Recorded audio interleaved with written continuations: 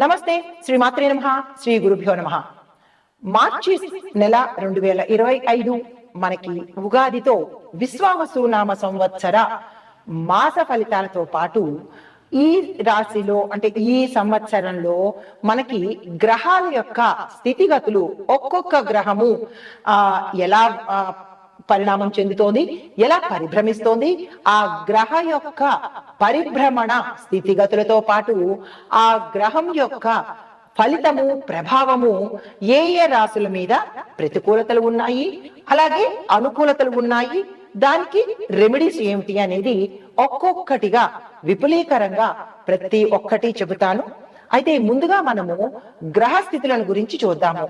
అయితే అందులో భాగంగా సూర్యుడు ఏమి ఇస్తున్నాడు అంటే ఆ గ్రహము యొక్క ఏమి ఇస్తోంది, ఫలితం ఏంటి అంటే కనుక రాజయోగం ఇస్తాడు, అధికార స్థానాన్ని ఇస్తాడు, ఆరోగ్యాన్ని ఇస్తాడు. అంటే సూర్యుడు ఇచ్చేది ఈ మూడు ఇస్తాడు.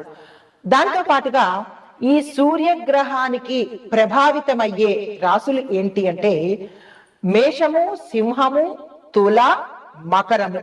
ఇప్పుడు మనం ఒక్కొక్క గ్రహానికి అది ఇచ్చే ఫలితం ఏంటి, ఆ గ్రహాన్ని యొక్క ప్రభావితమయ్యే రాశులు ఏమిటి, ప్రతికూలతలు ఏమిటి అనేది ఈ కొత్త సంవత్సరంలో ప్రతి ఒక్కరికి చెప్పబోతున్నాను.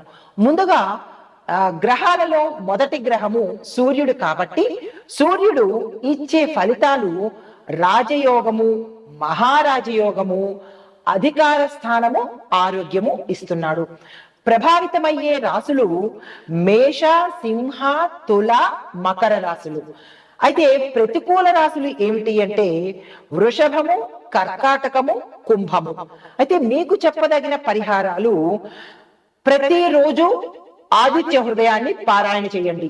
అంటే ప్రతికూలతలు ఏ రాశులకు ఉన్నాయో వారు అందరూ కూడా ఆదివారం నియమాలు తప్పనిసరిగా పాటించండి. మాంసాహార నిషేధము నేను ఎప్పుడు చెప్తూ ఉంటాను కదా, మాంసాహారాన్ని వదిలేయండి, మద్యాన్ని వదిలేయండి, బ్రహ్మచర్యాన్ని పాటించండి. సూర్యుడు చాలా తీవ్రమైన గ్రహము. మనం ఏం తప్పు చేసినా వెంటనే ఇచ్చేస్తాడు. మంచి అలాగే ఇస్తాడు, చెడు కూడా అలాగే ఇస్తాడు. కాబట్టి చాలా జాగ్రత్తగా నియమాలను పాటించుకోవాలి. దానితో పాటుగా ఏదైనా మీకు దగ్గరలో ఉన్న దేవాలయంలో గోధుమలు, ఎర్రని వస్త్రాలను తప్పనిసరిగా దానం చేసుకోండి యథాశక్తి. తదుపరి చంద్రుడు ఇచ్చే ఫలితాలు మనోస్థైర్యాన్ని ఇస్తాడు, కుటుంబంలో బంధాలను ఏర్పరుస్తాడు. అయితే శుభ ప్రభావము చూపించే రాశులు వృషభము, కర్కాటకము, ధనస్సు, మీన రాశులకు మంచి ఫలితాలను ఇస్తున్నాడు. ప్రతికూలమైన రాశులు కన్య, మకర, కుంభరాశులు. వీరు చేసుకోవలసిన పరిహారాలు ప్రతి సోమవారము శివుడికి పాలతో అర్చన చేసుకోండి.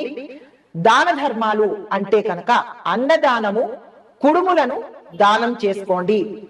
తరువాత మూడో పరిహారము గోపూజ, తులసి పూజ తప్పనిసరిగా చేసుకోవాలి. ఈ పరిహారాలు ఎవరికైతే వ్యతిరేకంగా ఉండబోతోందో వారు మాత్రమే ఈ పరిహారాలు చేసుకోండి. తరువాత కుజగ్రహము అంటే మంగళుడు ఏమి ఇస్తున్నాడు అంటే శక్తిని, ఆత్మవిశ్వాసాన్ని, భూమి, భూ సంపదను, ఆపదలను కూడా ఇస్తున్నాడు. ఈ అంటే అనుకూలించే రాశులు ఏంటి అంటే కనుక మేషము, వృషభము, కర్కాటకము, సింహరాశులకు ఈ కుజుడు అనుకూలతలు ఇస్తున్నాడు. ప్రతికూలతను ఇచ్చే రాశులు కన్యా, మకరము, తులారాశులు ప్రతికూలతను ఇస్తున్నాడు.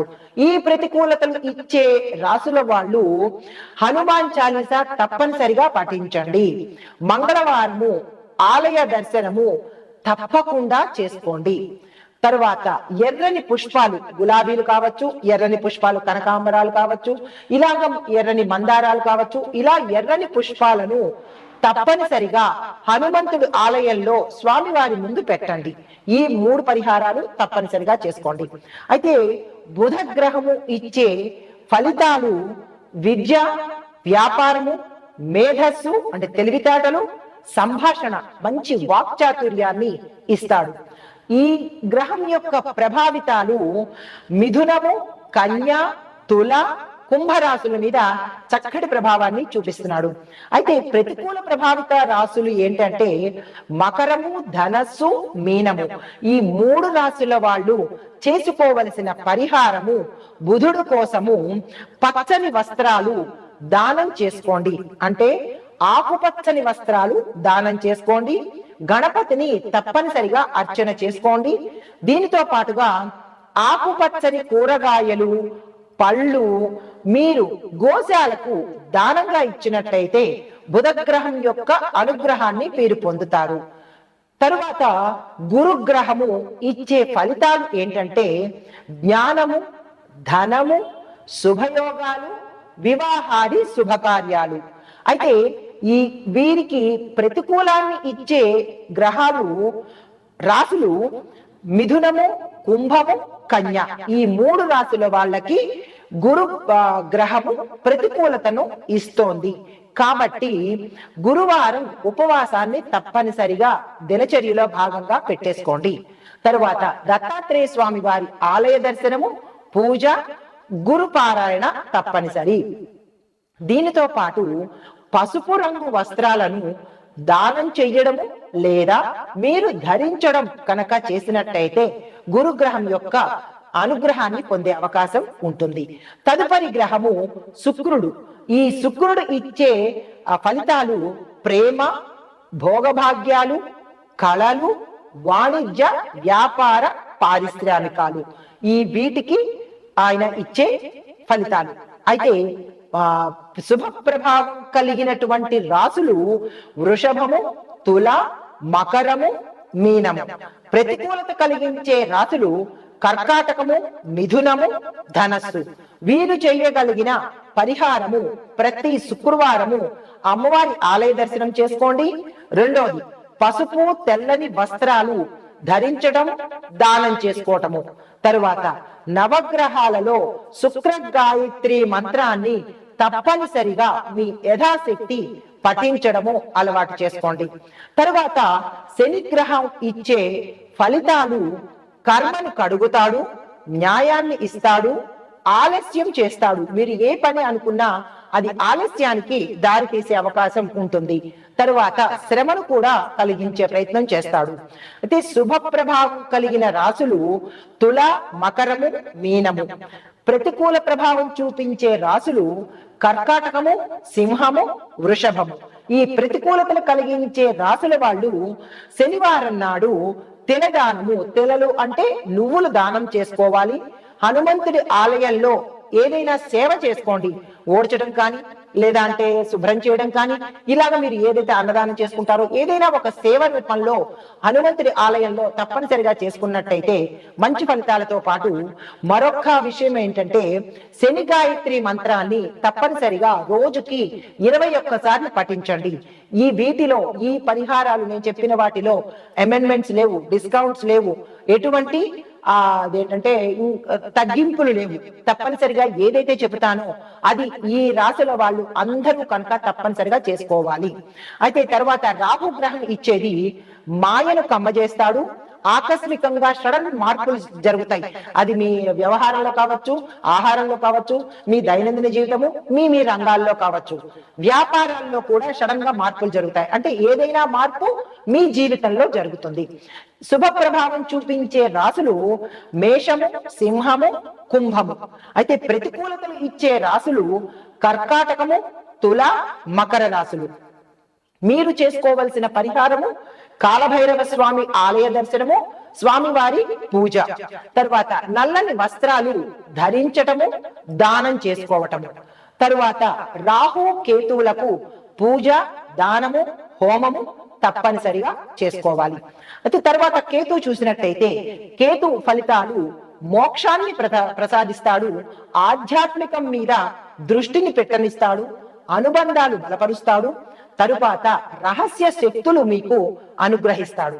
అయితే ఏ రాశుల వారికి శుభంగా ఉండబోతోంది అంటే మిథున, తుల, ధనస్సు వాళ్ళకి అనుకూలతలు, ప్రతికూలతలు మేషము, కర్కాటకము, మకర రాశులకు ప్రతికూలతను కలగజేస్తున్నాడు. అయితే వీరు చేయగలిగిన పరిహారము గణపతి హోమం తప్పనిసరిగా చేయించుకోండి. శుక్రవారము గోశాలకు వెళ్ళి తృణధాన్యాలను దానం చేసుకోండి. దీనితో పాటు రాహు కేతులకు శాంతి జపము హోమము తప్పనిసరిగా చేయించుకోండి. అయితే ముఖ్యమైన పరిహారాలు చెప్పదగినవి దశ మహావిద్య దేవతలకు పూజలు చేయడము లేదా చేయించుకోవడము మీ యొక్క గ్రహాల యొక్క దోషాలను తప్పనిసరిగా తగ్గిస్తుంది. రెండవది నవగ్రహ స్తోత్రాలు, నవగ్రహ హోమాలు, నవగ్రహ జపాలు చేయించుకోవడం శుభము. మూడవది నిత్యము గోపూజ, గోశాల దర్శనము, గోవుకి ఆహారం పెట్టటము. ఇవి చాలా శక్తివంతమైన పరిహారాలు. అయితే ఇప్పుడు సంక్షిప్తంగా చెప్తున్నాను.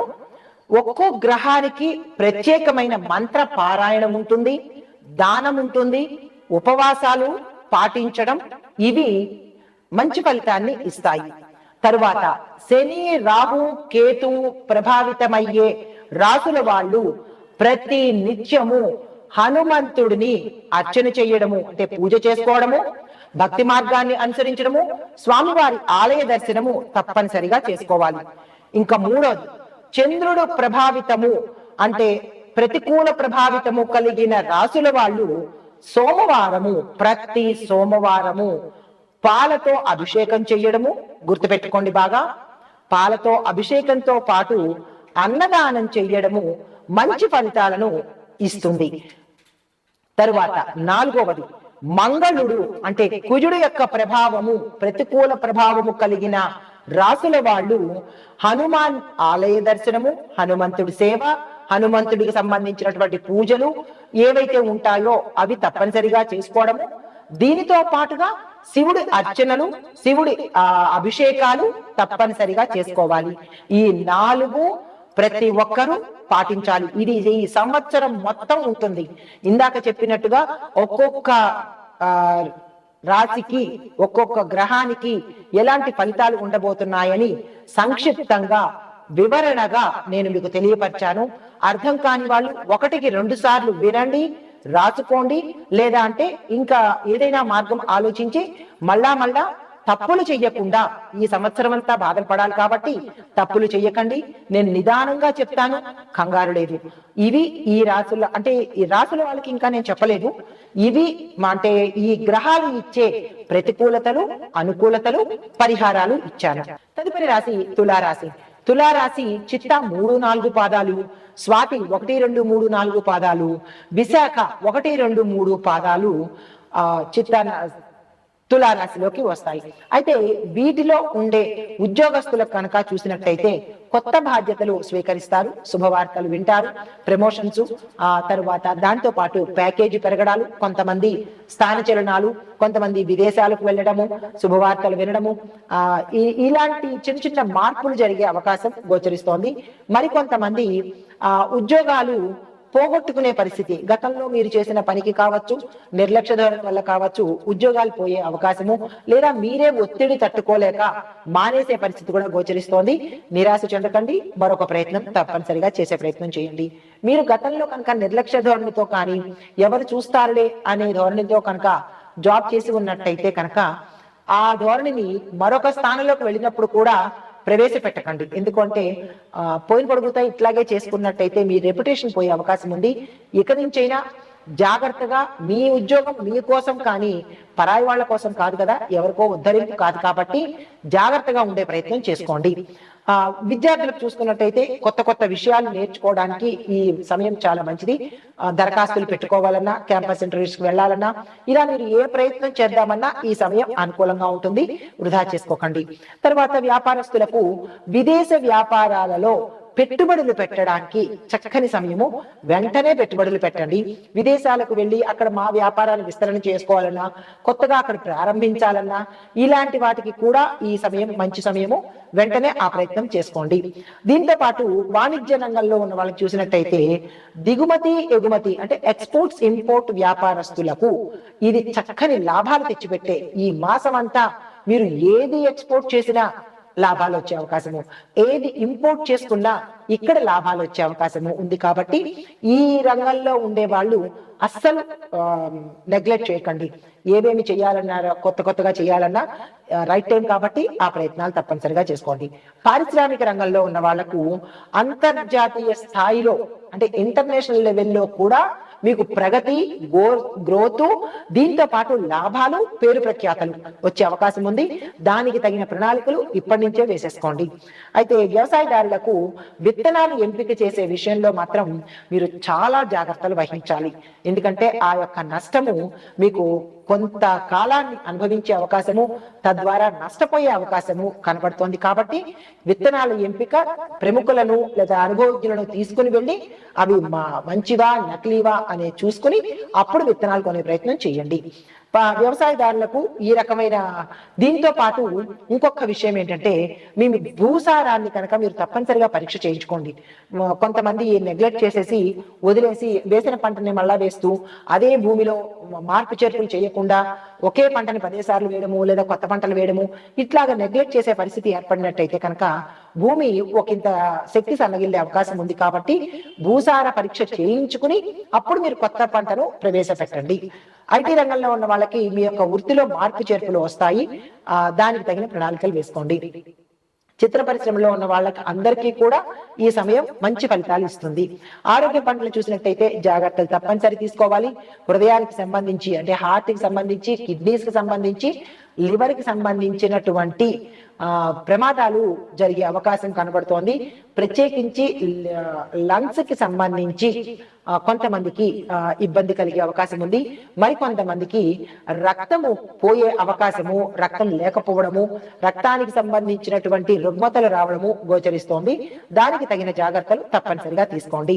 రాజకీయ పరంగా చూసినట్టయితే మీకు పేరు ప్రఖ్యాతలు పెరుగుతాయి. కొత్తగా రాజకీయ రంగ ప్రవేశం చేసే వాళ్ళకి ఇది చక్కని సమయము, వృధా చేసుకోకండి. అయితే మీకు చెప్పదగిన పరిహారాలు ప్రతి శుక్రవారము మహాలక్ష్మి అమ్మవారి ఆలయ దర్శనం చేసుకుని కుంకుమ పూజ చేయించుకోవడము, లేదా అంటే అష్టోత్తర పూజ చేయించుకోవడము, లేదా దాన ధర్మాలు చేయించడము, అలాంటివి ఏమైనా చేసినట్టయితే కనుక ధనానికి సంబంధించిన ఇక్కట్లు తొలగిపోయే అవకాశము, ధనానికి సంబంధించిన బ్లాకేజెస్ లేకుండా పోవడము, ఇట్లాంటి పనులు జరిగే అవకాశం ఉంది. ఇవి ఈ రాశిలో ఉండే వారికి చెప్పదగిన గోచార ఫలితాలు, పరిహారాలు. నమస్తే. సంక్షిప్తంగా ఈ నెల మొత్తం విశ్లేషణ చూసినట్టయితే అన్ని రంగాల వాళ్ళకి ఎలా ఉండబోతోందంటే విద్యార్థులకు మిశ్రమ ఫలితాలు, ఉద్యోగస్తులకు కొత్త అవకాశాలతో పాటు ప్రమోషన్స్ లభించే అవకాశము, వ్యాపారస్తులకు వ్యాపార వృద్ధి అంటే వ్యాపార వాణిజ్య పారిశ్రామిక రంగాల వాళ్ళకి వృద్ధి, లాభాలు, విస్తరణలు కనబడుతున్నాయి. వ్యవసాయదారులకు ఖర్చులు పెరిగినా కానీ దిగుబడి మాత్రం విశేషంగా ఉంటుంది. లాభాలు కూడా వచ్చే అవకాశం కనబడుతోంది. ఐటీ రంగంలో ఉన్న వారికి కొత్త అవకాశాల కోసం మీరు తప్పనిసరిగా వేచి చూడవలసిన పరిస్థితి.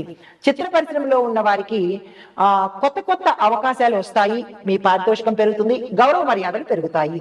అయితే రాజకీయ రంగంలో ఉన్న వాళ్ళకి మాత్రము కొంతమందికి మంచి ఫలితాలు అంటే మంచి అవకాశాలు, కొత్త అవకాశాలు రావడము, పదోన్నతులు రావడము కనబడుతోంది.